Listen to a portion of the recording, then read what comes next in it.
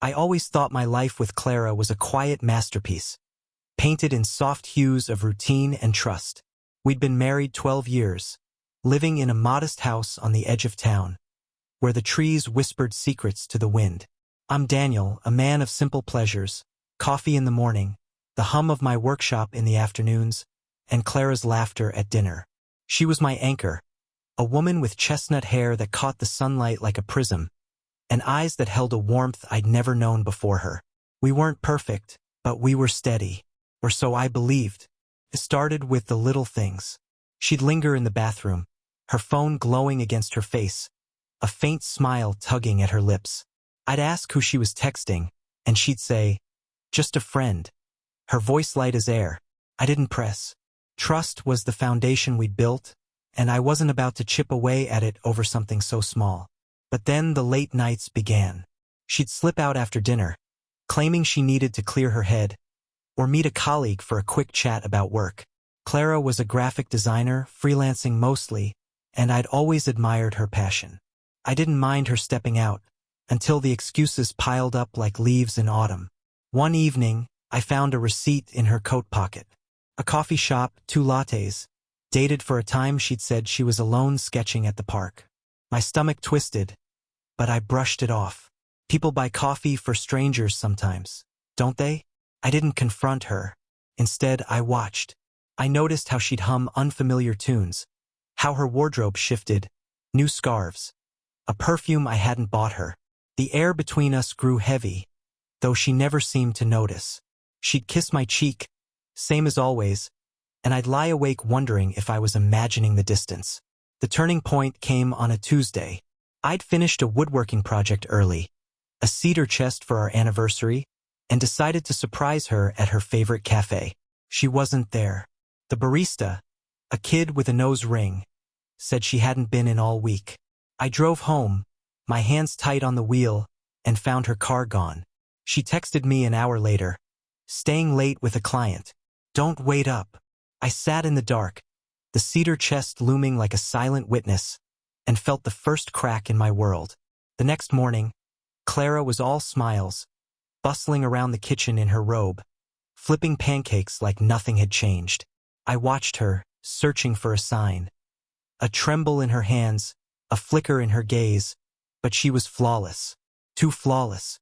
I mumbled something about work and left early, my mind churning. I couldn't shake the feeling that she was slipping away, a shadow moving just beyond my reach. I needed answers, but I didn't know where to start. So I did what any man might. I followed her. That afternoon, she left the house with a canvas bag slung over her shoulder, her steps quick and purposeful. I trailed her in my truck, keeping a block between us, my heart pounding against my ribs. She didn't go to the park or the cafe. Instead, she pulled into the lot of a small art gallery downtown, one I'd never heard her mention.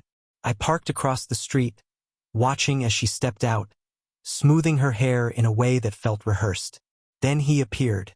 A man, tall and lean, with a mop of dark curls and a leather jacket. He greeted her with a grin, his hand brushing her arm, and she leaned into it, her laughter cutting through the glass of my windshield. I sat there, frozen, as they disappeared inside. My mind raced, piecing together fragments. Late nights, that receipt, her humming. This wasn't a client. This was something else, something alive and breathing between them.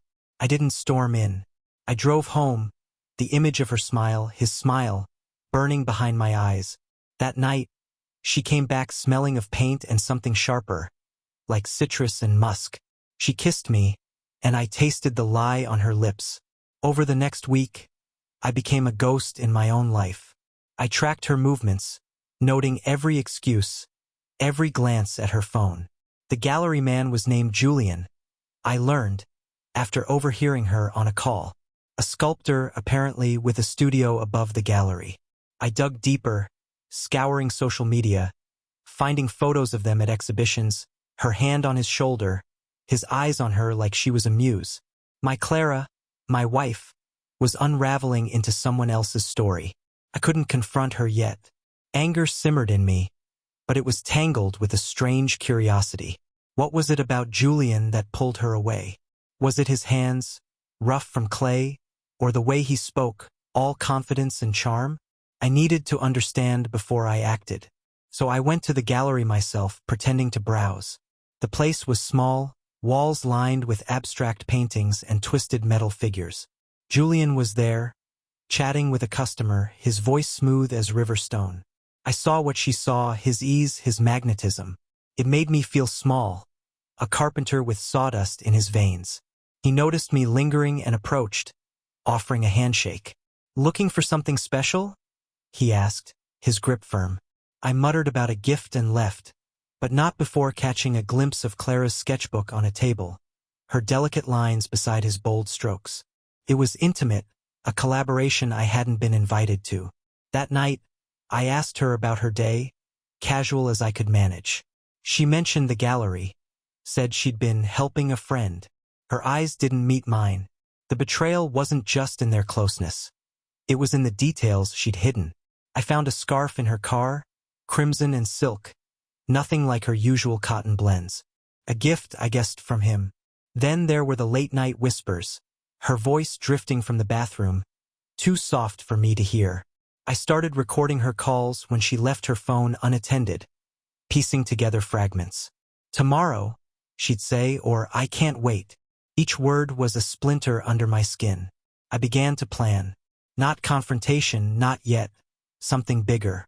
I wanted her to feel what I felt, to see her world tilt as mine had.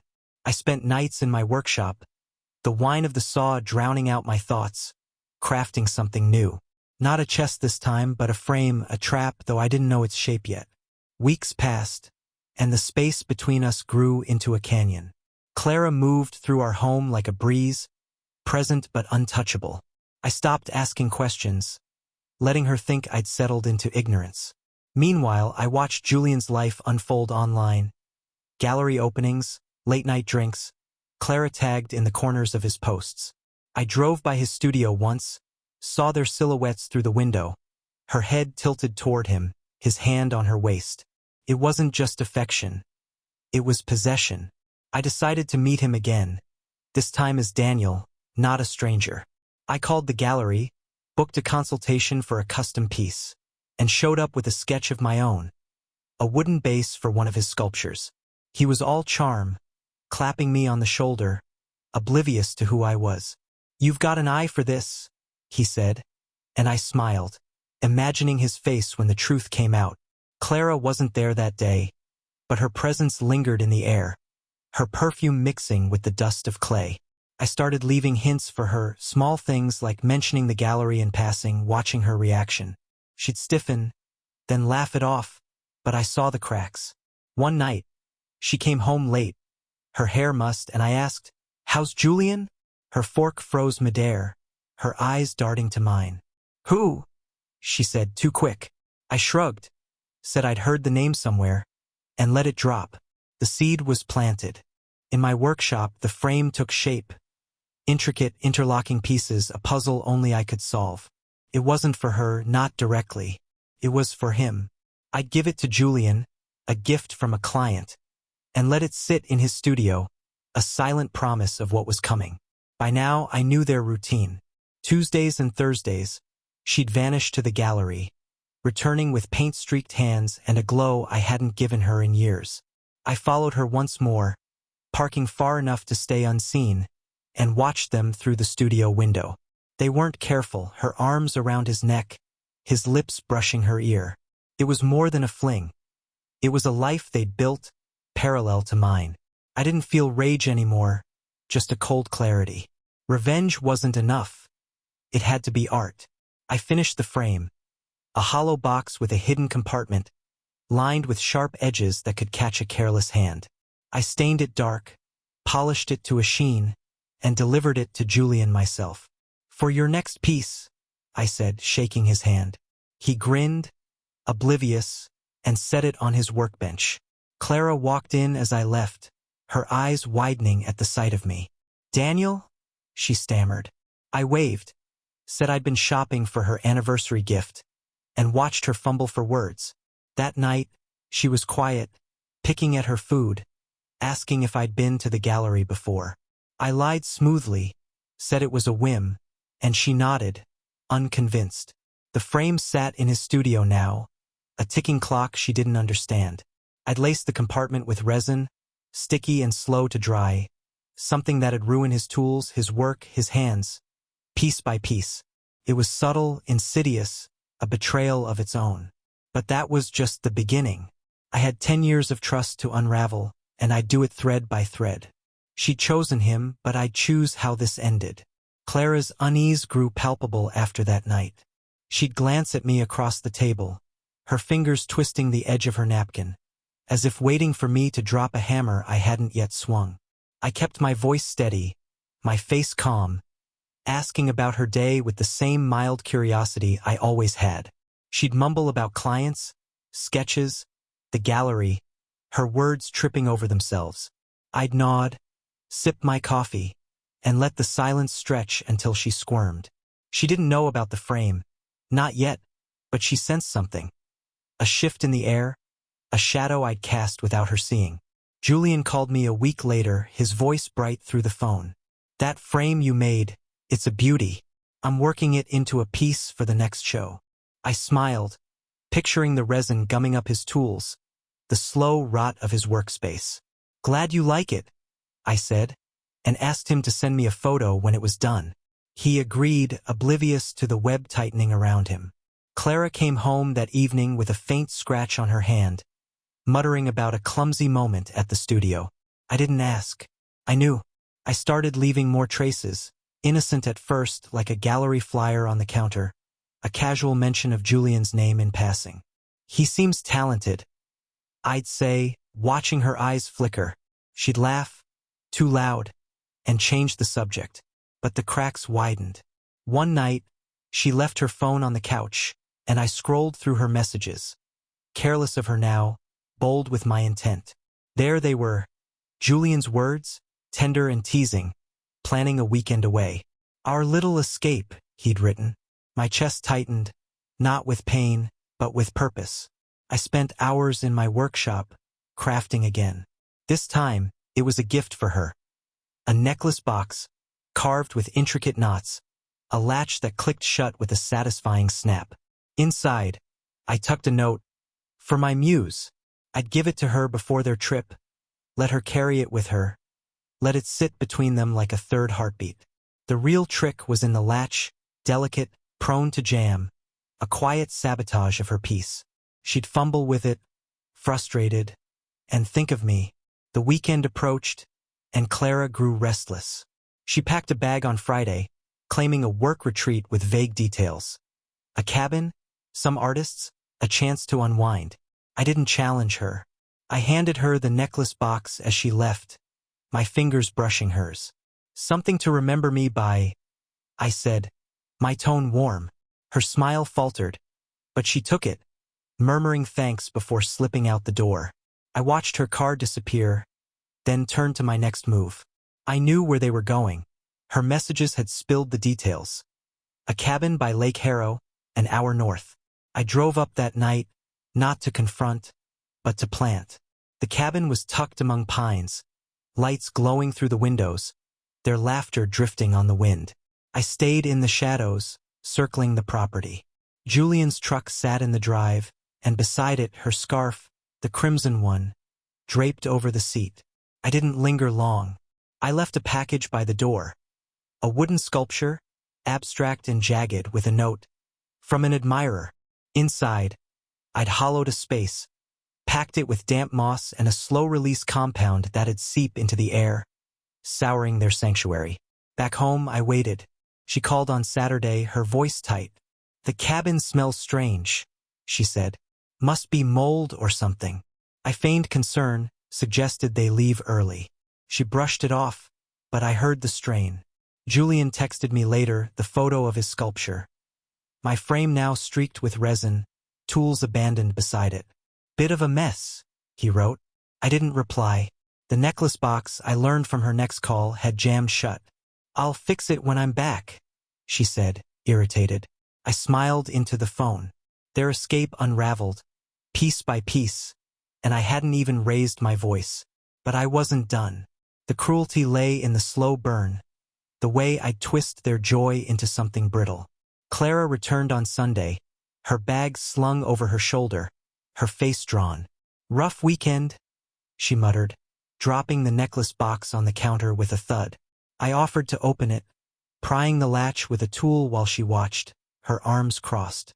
The note fluttered out, "For my muse," and she snatched it up, her cheeks flushing. "Where'd this come from?" she asked, sharp. I shrugged, said I'd found it in the workshop, maybe an old draft. She didn't push, but her eyes lingered on me, searching. I kept the pressure subtle. I'd hum one of Julian's songs, some indie tune I'd heard through his posts. While cooking dinner, watching her tense, I'd leave my phone open to gallery reviews, his name bold in the comments, and catch her glancing over.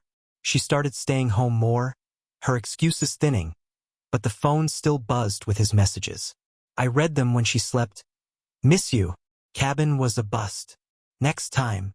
Her replies were shorter now, cautious. She was fraying and I was the thread pulling loose. In my workshop I built again. A table this time, sleek and modern, something Julian might admire. I invited him over, casual as a neighbor, saying I'd heard he liked woodwork. He arrived on a rainy afternoon, shaking water from his curls, all grins and gratitude. Clara was out, thank God, and I showed him the table, let him run his hands over it. "You're a craftsman," he said, impressed. I nodded, handed him a beer, and watched him sip, oblivious to the man he'd wronged. The table was the bait. I'd laced the underside with a fine dust. Nothing lethal, just enough to itch, to cling, to drive him mad over days. He'd carry it home, spread it through his studio, his clothes, his life. A silent invasion like he'd invaded mine. Clara noticed the change first. "You're different," she said one night, her fork hovering over her plate. "Quiet." I smiled, said I'd been busy, and asked about her latest project. She stumbled through an answer, her hands fidgeting. I didn't mention Julian, but his name hung between us, a ghost she couldn't shake. She stopped going to the gallery as often, her bag gathering dust by the door. I wondered if the dust had reached him yet, if he was scratching at his skin, cursing the air. He called me a few days later, his voice rough. "Hey man, that table. Did you use some weird finish? I've got this rash." I feigned surprise, suggested allergies, offered to check it out. He declined, said he'd figure it out, but I heard the frustration. "Good." Clara came home that evening with a faint mark on her neck. "A brush of paint," she claimed. I didn't buy it. She'd seen him, and the dust had followed her back. I upped the ante. I sent her flowers and signed, with a card mimicking his handwriting. Slanted loops, a style I'd studied. They arrived while I was at the store, and when I got back, she was pale, the bouquet shoved in a vase, petals already wilting. "Who were they from?" I asked casual. She muttered about a client, but her hands shook. I let it sit, let her stew in the uncertainty. That night, I carved a small figure. A bird, wings clipped, trapped in mid-flight. I mailed it to Julian, no note, just my initials scratched into the base. Let him puzzle it out. Let him feel the walls closing in. Clara's phone stayed silent now, her glow dimming, and I knew I was winning. Not her back, but something darker, something mine. The unraveling quickened. Julian posted online. Vague complaints about his studio, everything falling apart. A photo of the frame, now warped and sticky, captioned "Cursed Project." Clara saw it too, her fingers hovering over her screen before she shut it off. She didn't ask me about the table, the flowers, the bird, but her silence screamed. I kept my routine, coffee, workshop, dinner, while she drifted, a ship lost in fog. I visited the gallery again, alone, and saw the chaos. Tools scattered, sculptures half-finished, a faint haze in the air from my dust. Julian wasn't there, but his assistant grumbled about him being out of sorts. I left a note. "Hope you're well. D." Clara came home that night, her eyes red, and said she'd quit the gallery. "Too much stress," she whispered. I nodded, poured her tea, and watched her sip, her hands trembling. The revenge wasn't loud, but it was deep. I'd taken their space, their trust, their ease, and turned it to ash. 5 more moves to go, and I'd bury them both in it. Clara's retreat from the gallery didn't stop the decay. She stayed home now, sketching aimlessly at the kitchen table, her pencil scratching paper like a plea. I watched her over my coffee, noting the shadows under her eyes, the way her hands hesitated. She'd stopped humming, stopped glowing, and I felt a strange satisfaction. Not joy, but a craftsman's pride in a job well done. Julian's posts grew sporadic, his online charm fading into complaints about bad luck and ruined work. The dust, the resin, the sour air. I'd sown chaos, and it was blooming. I decided to tighten the screws. I called Clara's phone one afternoon, pretending to be a gallery client, my voice disguised with a scarf over the receiver. "Is Julian there?" I asked casual. She froze, stammered that she didn't work there anymore, and hung up fast. When I got home, she was pacing, her sketchbook abandoned. "Someone called about him," she said, her voice thin. "Why would they think I'd know?" I shrugged, said it must be a mix-up, and watched her unravel a little more. That night, I mailed Julian another gift. A set of chisels, their handles carved with faint grooves that'd splinter under pressure. No note, just my initials again, a quiet signature. I pictured him using them, the wood cracking in his hands, his frustration mounting. Clara found a splinter in her coat the next day, a tiny shard from who knows where, and stared at it like it held answers. I offered to tweeze it out, my fingers steady, and she flinched at my touch. The unusual twist came then, unplanned but perfect. I overheard her on the phone. Not with Julian, but her sister, confessing she'd been borrowing his ideas, passing them off as hers for a big commission. Not just a lover, but a thief of his craft. My betrayal wasn't alone. Hers ran deeper, a double-edged blade I hadn't expected. I smiled into the dark, recalibrating my endgame. Clara's confession lit a new fire in me. She wasn't just straying. She was stealing, building her success on his back while I watched mine crumble. I dug into her files, quiet as a thief myself, and found drafts. His angular shapes softened into her style, sold to clients under her name. The irony was bitter. I'd been punishing him for her crime, and now I'd punish her for both. My revenge shifted, sharper now, aimed at her pride. I contacted the commission client, an upscale hotel chain, posing as a journalist. "Heard about your new designer," I said, dropping Julian's name, hinting at plagiarism rumors. They brushed me off, but I planted the seed. Then I sent Julian an anonymous tip, photos of her work beside his, timestamps showing his came first. Let him connect the dots. Let him turn on her. Clara came home late one night, her face ashen. "Julian's furious," she whispered, more to herself than me. "Says I stole from him." I raised an eyebrow, asked what she meant, and she waved it off, claiming a misunderstanding. But the phone call stopped. The gallery shuttered its next event. Julian posted a cryptic note, "Trust is a fragile thing," and vanished from her orbit. She didn't know I'd lit the fuse. In my workshop, I built her a mirror, full length, framed in twisted vines, a reflection she couldn't escape. I gave it to her on our anniversary, my voice soft. "To see yourself clearly," I said. She stared into it, her eyes darting from the glass to me, and I saw the weight settle. The mirror was flawless, but the vines hid tiny barbs, nothing to harm, just to snag, to remind her every time she passed. The hotel chain called her a week later. I heard the conversation from the hall, her voice rising, then breaking, as they canceled the commission. "Discrepancies," they said. "Concerns about originality." She slammed the phone down, her hands shaking, and turned to find me watching. "Everything's falling apart," she said, her eyes wet. I nodded, offered tea, and let her stew. Julian's silence had done its work. My nudge had toppled her tower. I visited his studio one last time, uninvited. It was a wreck, tools strewn, sculptures abandoned. The frame I'd given him splintered in a corner. He was there, scratching at his arms, the dust still clinging. "You again," he said, wary. I handed him a small box, another carving, a snake eating its tail, my initials bold this time. "Thought you'd like it," I said, and left before he could respond. He'd see the pattern soon or he wouldn't. Either way, I'd marked him. Clara started packing, sketchbooks, clothes, the necklace box still jammed shut. "I need space," she told me, her voice hollow. I didn't argue. I helped her carry bags to the car, my hand steady, and watched her drive off. She thought she was escaping, but I'd already won. The mirror stayed behind, a silent witness, and I knew she'd feel its barbs wherever she went. That night, I sat in the empty house, the cedar chest open beside me. Inside, I'd kept every clue, receipts, scarves, her stolen sketches. An archive of her fall, mine to keep. Weeks passed, and Clara didn't return.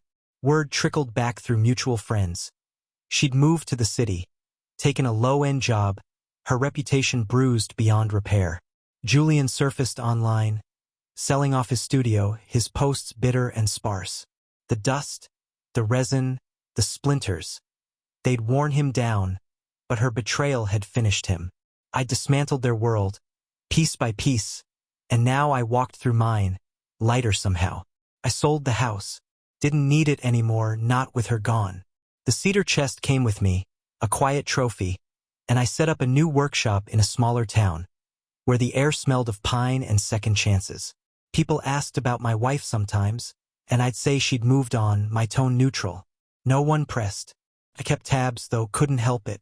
Clara's sister let slip she'd tried calling Julian, begging forgiveness, but he'd blocked her.